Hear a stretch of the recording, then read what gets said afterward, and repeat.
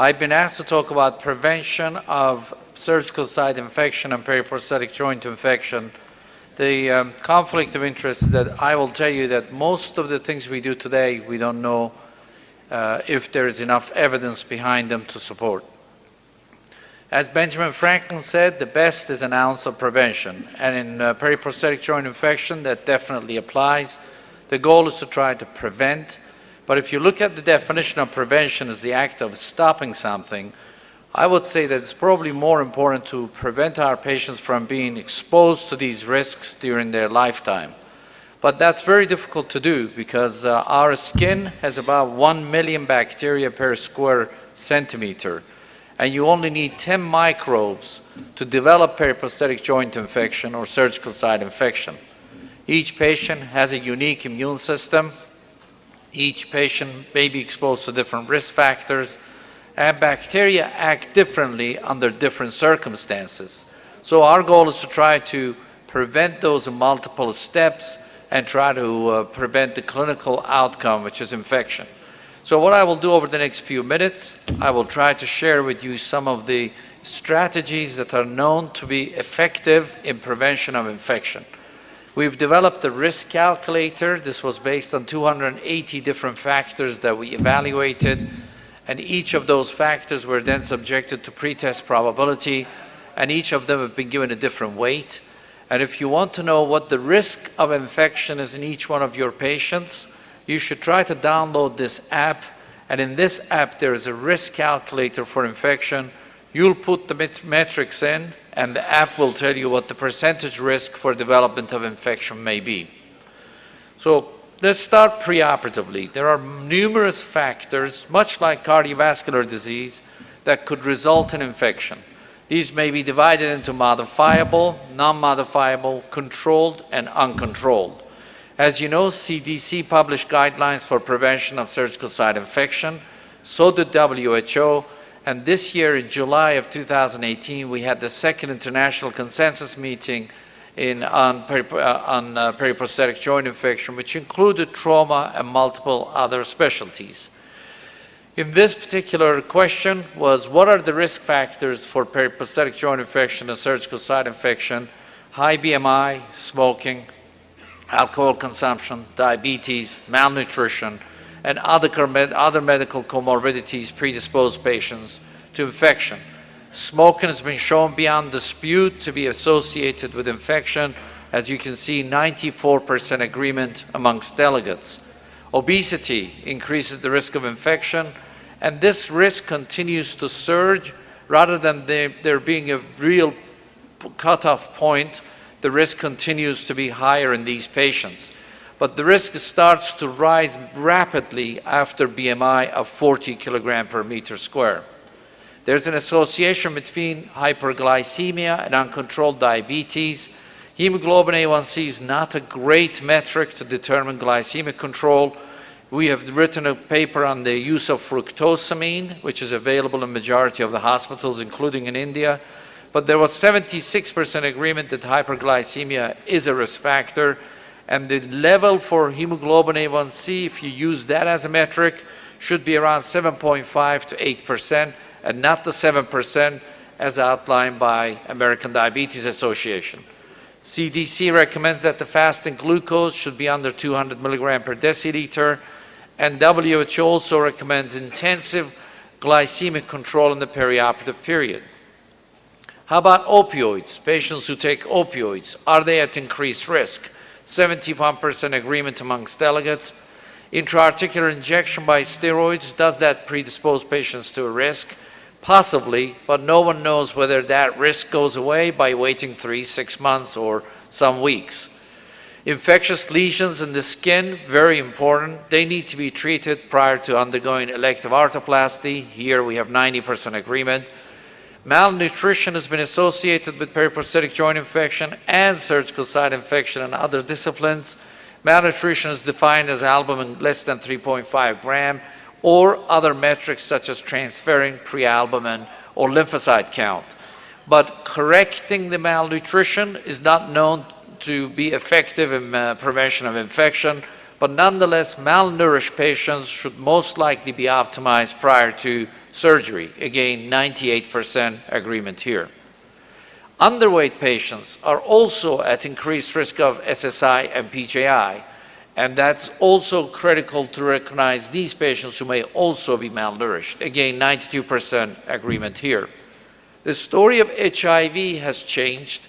With the introduction of retroviral therapy, the risk for HIV patients now, as long as their viral count is 0, and as long as their CD4 count is greater than 500, it is pretty similar to the normal population.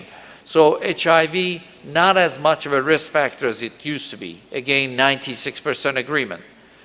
And patients with liver disease, in particular hepatitis, and particularly if that's uncontrolled, are at higher risk of SSI, PJI, 98% agreement.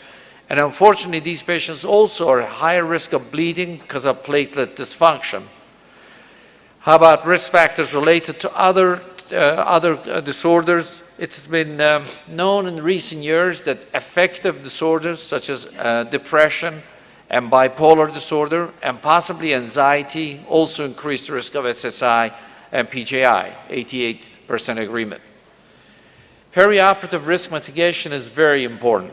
It is important for us to know what we could do in the operating room and afterwards to try to reduce that risk. How about screening patients for dental disorder?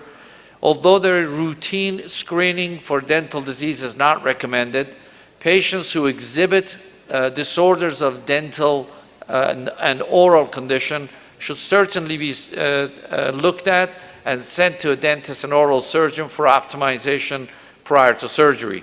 We have a questionnaire that we administer at my institution, and 3 risk factors associated with oral disease is a patient who's not been to a dentist in the past year, patients who bleed when they brush their teeth, and patients who have had oral disease and multiple dental work in the past 2 years. So in this group of patients, we insist on getting dental clearance prior to surgery. The oral hygiene is very important in these patients, very important to make sure that that's optimized prior to doing elective arthroplasty in this patient population.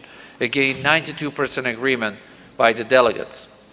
How about screening the patient for urinary tract infection? Again, no, your routine urinary screening is not recommended, but there are again some signs and symptoms of urinary tract infection, which includes urgency, incontinence, dysuria. And if these symptoms exist in the patient, then culture samples should be sent. And if patients have an evidence of urinary tract infection, that should certainly be treated prior to surgery. And this is usually 7 to 10 days of an oral antibiotic, rescreening the patient to make sure that urinary tract infection has been eliminated. This is acute urinary tract infection, but majority of our elderly females have chronic urinary tract infection. In this patient population, you might want to include an aminoglycoside as part of your perioperative antibiotics, and it may be safe to proceed with operating on these patients without having to put them through 7 to 10 days of oral antibiotics, because majority of chronic UTIs are not treatable by oral antibiotics. How about methicillin-resistant Staph aureus screening? I was part of the CDC guidelines. This was discussed for over 4 years. There is no conclusive evidence that screening for MRSA reduces the risk of infection. What is known is if you have a patient who is a carrier of MRSA, giving them the appropriate antibiotics is likely to make a difference to the incidence of infection. Because of that, currently we don't do routine screening, but if patients have had a prior history of MRSA, they're given vancomycin and dual antibiotics in addition. Fortunately, in recent years, agents have become available that are not antibiotic-based. As you know, mupirocin or Bactroban is not a great agent for MRSA decolonization.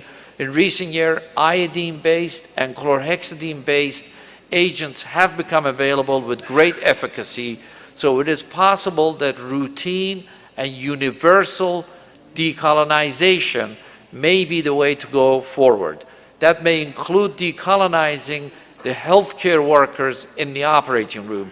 It is one swab, 1 hour prior to surgery, and the effect lasts roughly about 76 to 90 hours. Again, 86% agreement.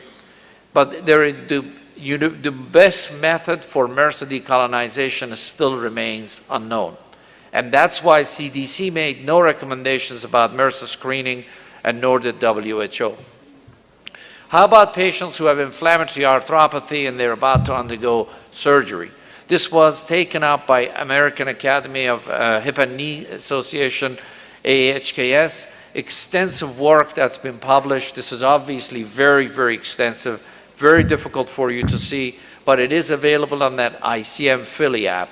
And that publication is also listed on that particular app. And it gives you the half-life of all the agents and when you need to stop those agents and for how long. How about skin cleansing? That was also discussed at the CDC. No difference between chlorhexidine-based or betadine-based agents as long as alcohol is part of your preoperative skin prep.